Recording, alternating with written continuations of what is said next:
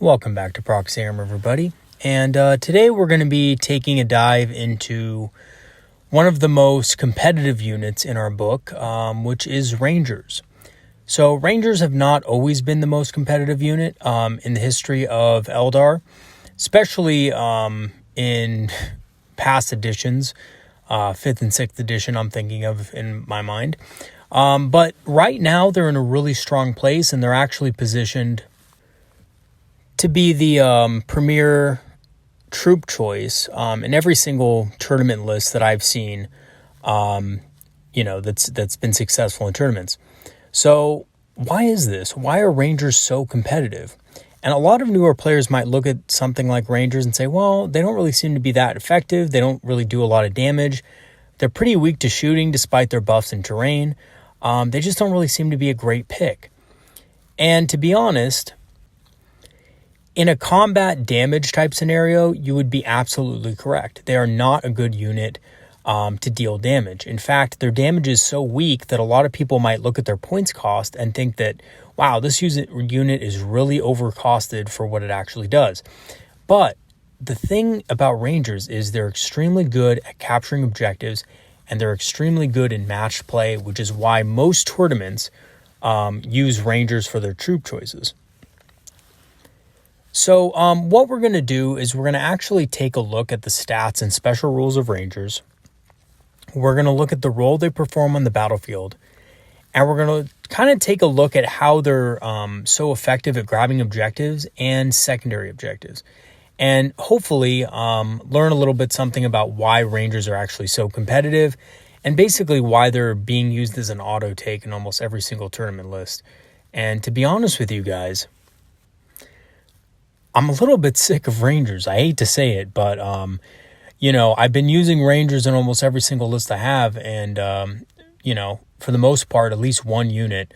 And, between you and me, they're kind of boring to use. But, they are pretty good. They are competitive. And to be successful at, scoring points on your secondary objectives in match play, you kind of need to know how to use them and how they work. So when we take a look at their stat line, we can see that they've been improved since the last edition. They now have a ballistic skill of a 2+.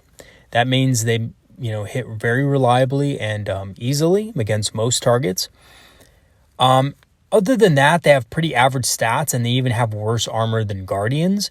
And many of you might think, well, they get a little bit of a bonus in cover, but that'll even out, right? If they're in light cover and they get the bonus for having the Ranger Cloak, they're essentially sitting at a 3-up, and Guardian Defenders would also be sitting at a 3-up. So a lot of people think, well, what the heck? There's no difference here, right? Between the survivability. And in most cases, you would be absolutely correct. They do not really benefit that much more than regular Guardians from being in cover, or any unit with a 4+ armor save. And they're 13 points a model. So they're really expensive, point for point. But when you look at their weapons, you kind of see that, okay, they have a Ranger long rifle, which is a really long range weapon. And it's not going to do a lot of damage, but it is effective at pinging targets. And it can do mortal wounds on 6 of the wound and ignores Lookout Sir. So it's decent at, kind of weakening characters before the main engagement. And they also have pistols for firing on the move, but honestly, I don't know if pistols are going to be more effective than Ranger long rifles on the move, even when at -1 to hit. I think the advantage to the pistols is that these guys can also advance and shoot with them. So you could have a situation where you need to get to an objective, but you do reach the objective, and then you have a unit within 12, an enemy unit. You could at least fire some pistols or something like that. I think that's the idea behind it. So that's not bad. Now, they do have 2 war gear options. One war gear option gives dense cover outside of 18 inches. So this is decent. It's nothing special, though. 18 inches is a considerable range. I mean, if anything is shooting outside of 18 inches, I guess they would get -1 to hit, which is okay. It does increase the points cost of the unit, though. It's a 5-point upgrade. It's not that bad, but, it does increase the cost of the unit. And the other one I think is the more interesting choice, which is the Wire Weave Net. It's a once-a-game ability that does D3 mortal wounds to a charging unit on a 2+, and it gives the enemy charging unit -2 movement, which could prevent the unit from actually charging. Now, this does, in fact, stack with, I think it's difficult terrain or difficult ground, which is another -2 to movement. And I think this can really be useful for preventing charges, because these guys are going to be sitting on objectives most likely. Enemy units will want to charge these guys in order to clear them out so that they can steal the objective. So being able to deny a charge is very effective. So I do actually like the Wire Weave Net. However, it's not necessary. It's useful if you have extra points for either of these things, but it's not totally necessary because oftentimes you can find better uses for the points. But if you have some extra points, it's not bad to throw it on. Now, their special ability, Advanced Positions, allows the unit to deploy anywhere outside of 9 inches of enemy units, and this makes it really easy to get on mid-range objectives and position favorably on the battlefield.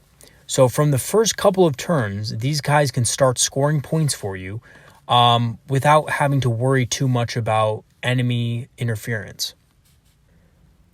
And also, being able to deploy anywhere on the board gives them the flexibility to deploy safely.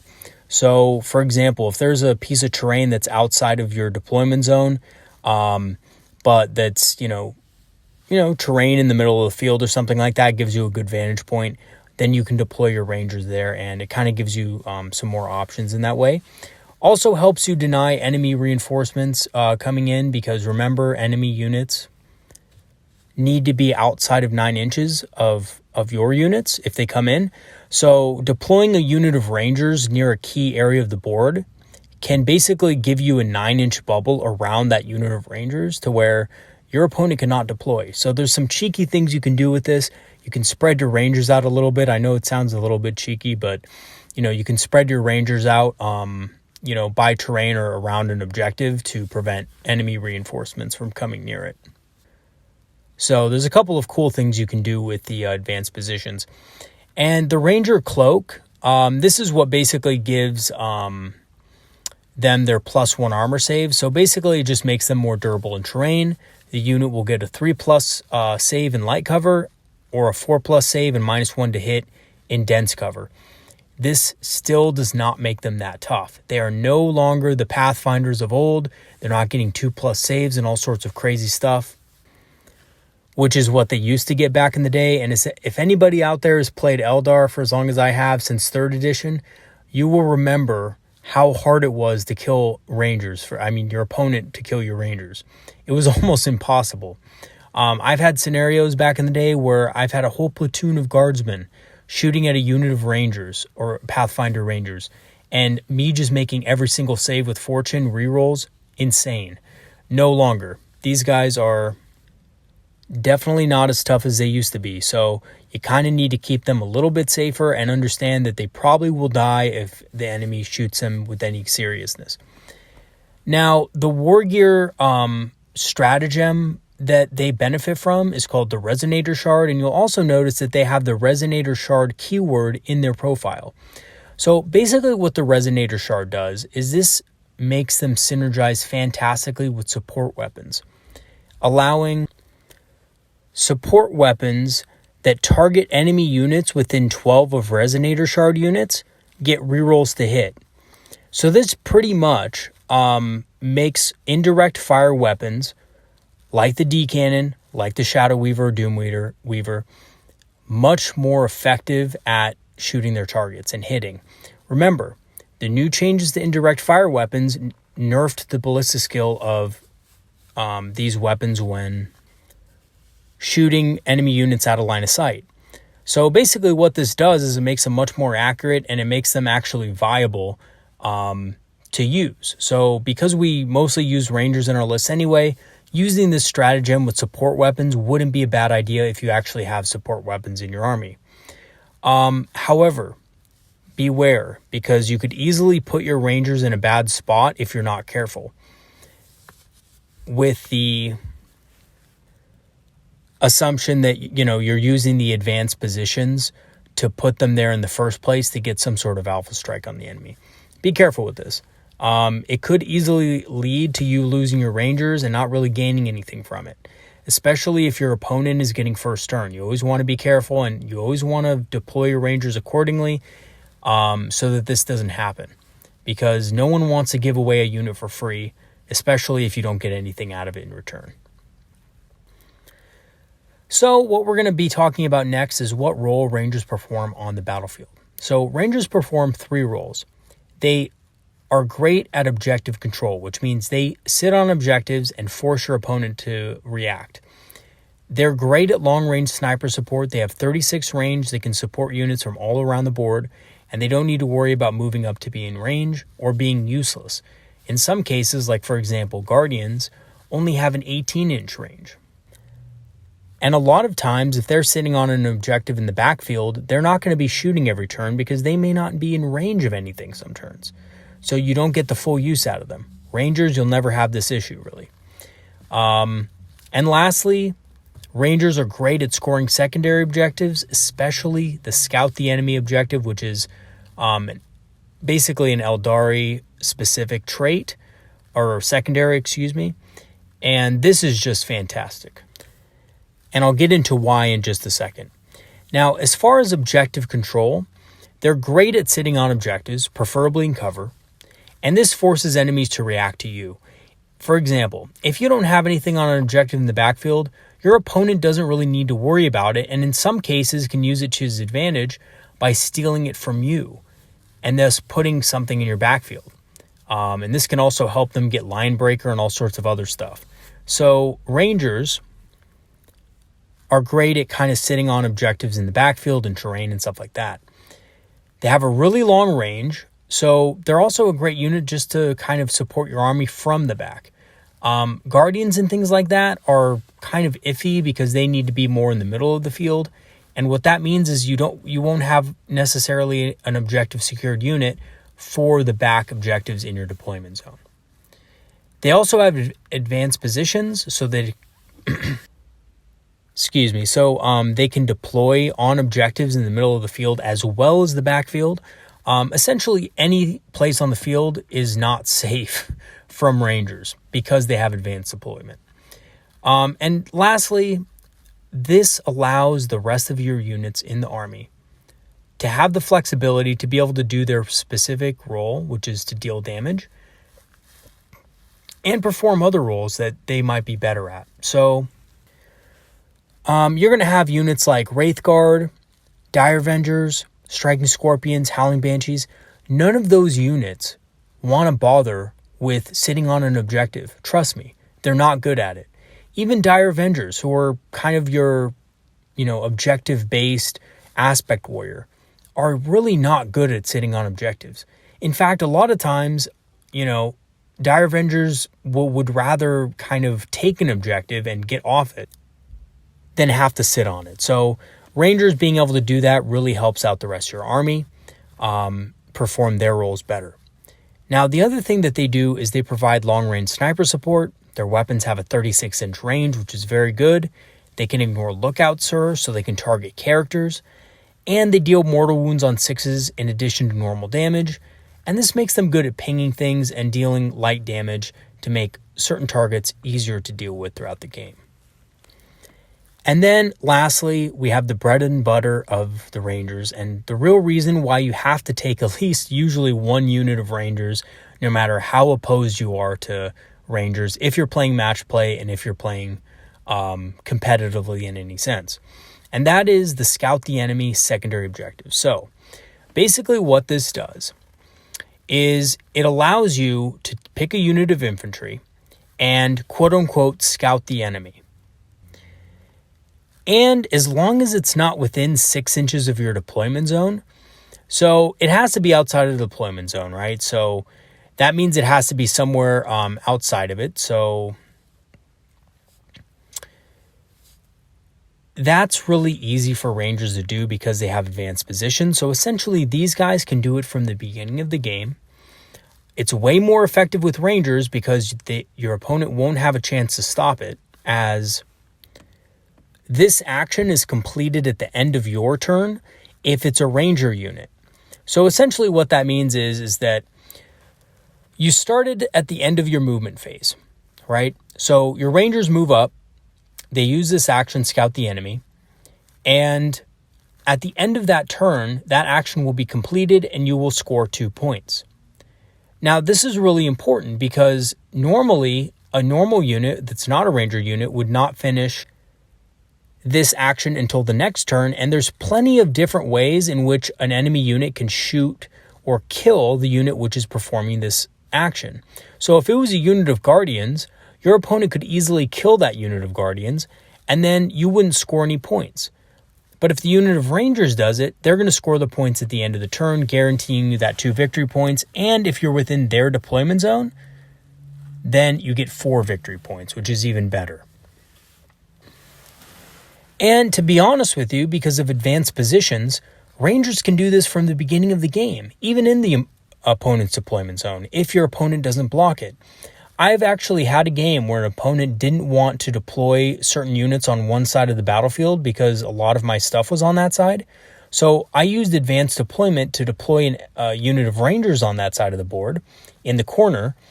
It was out of line of sight, and it was using this pretty much every single turn to get 4 secondary points from it. So I maxed out my secondary on this by like turn 3. Well, not quite. It was by turn 4 actually completely, but it scored a lot of points. And honestly, this probably won't happen that much because, your opponent might know that you have this and won't do that, will block you off from doing this. But, if your opponent's not really aware of it or doesn't think it's that big of a deal, you might be able to sneak in a little cheeky unit of rangers in the backfield and be able to score much more points off the secondary. So rangers allow you this flexibility, especially with this objective is so powerful. Getting 15 points pretty much guaranteed every single game, or at least 10 points, is just absolutely fantastic and is better than most of the secondaries that you will come across, and it's much easier to get. So this is one of the reasons why rangers are so competitive in matched play, because they're just so flexible and so reliable at scoring. Not only that can they really do a good job at scoring on your primary objectives, your actual objectives that you sit on, depending on what mission you have, but they're also great at scoring this secondary objective. And because you can pick 4 secondary objectives, for example, there's other secondary objectives like, slay the warlord or, kill characters or stuff like that. Rangers are also really not bad at doing these things either. In fact, they're actually pretty good at it. 3 units of rangers over the course of the game will probably end up combined killing a character. So that's another 3 victory points that you can get off of another secondary objective. Now, this does depend on what secondaries you choose, but having a unit that can score multiple secondary objectives for you over the course of the game is absolutely insane. So in conclusion, I think Rangers are in a kind of a spot right now where they're probably going to be the most competitive Eldar troop choice for a long time, at least until they change the rules. And the reason why is because not only are they good at camping objectives and scoring you points on those, but they make excellent denial units for denying areas of the board to your opponent, as well as being able to score significantly on secondary objectives. Things like scout the enemy can net you a lot of points over the course of the game. And honestly, they're not too bad at scoring on the other ones either by assassinating characters, dealing damage to monstrous creatures, or things like that. So they're really good at all 3 of those things. And honestly, the other thing that we're not really mentioning here is that having units like this that have the objective game covered takes the burden off of the rest of your army so that they can perform their roles better. So for example, aspect warriors like Howling Banshees, Striking Scorpions, they don't really want to be sitting on objectives camping them. If they do take an objective, it's only going to be for 1 turn before they move on to the next thing. Rangers, on the other hand, are happy to just sit back on an objective all game and shoot. And furthermore, if they're outside of your own deployment zone, they can use the scout the enemy secondary at the same time as when they're scoring on regular objectives and make double the points. And in fact, they can do this by the end of the turn, unlike other units in your army, which would have to wait until your next turn. They actually complete the scout the enemy action at the end of the turn, which is, again, a guaranteed way of earning points on secondary objectives that other units in your army wouldn't be able to do. So, here's the problem I have with Rangers, though, and I think a lot of you probably have the same problem. They're a great unit in matched play. They're very competitive. They're very useful.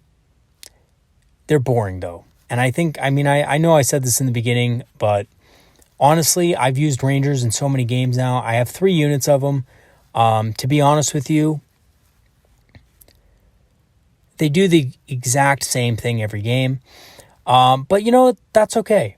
It's not a big deal for the most part. I think that as Eldar players, we need to learn how to use Rangers, even if sometimes they're not the most exciting units, because they are pretty competitive. And, if we make sure that, we have at least a couple units in the army, we can definitely capitalize on a lot of the benefits that Rangers bring to a list. And I'm not going to sit here and say that they're totally 100% mandatory, but I will say that I think every Eldar player should at least learn to take a few units and learn how these units work, Rangers, because they're very effective in match play. And to be honest with you, I think they're a keystone in a lot of Eldar lists, and I think they're going to be so for a while. So, might as well honestly learn how to use them and enjoy seeing them sit on objectives in the backfield and just, basically using actions all game. However, I will say this. The sniper rifles are a little fun to use when you do get to shoot them. They can be fun, especially if you roll hot. But essentially, that's my video on Rangers. Hope you guys learned a little bit of something about one of our most competitive troop choices. It's pretty much a shared consensus in the Craftworld Eldar community that Rangers are the most competitive troop choice. And to be honest with you, it's the reason why most people have Rangers in their list, because they are so effective in so many ways. All right, everybody, that's it for this video. I will see you guys next time. Next video we have up is we're going to be talking about the Elatok Craftworld. So I'll see you guys later. Peace out, everybody. Have a good one.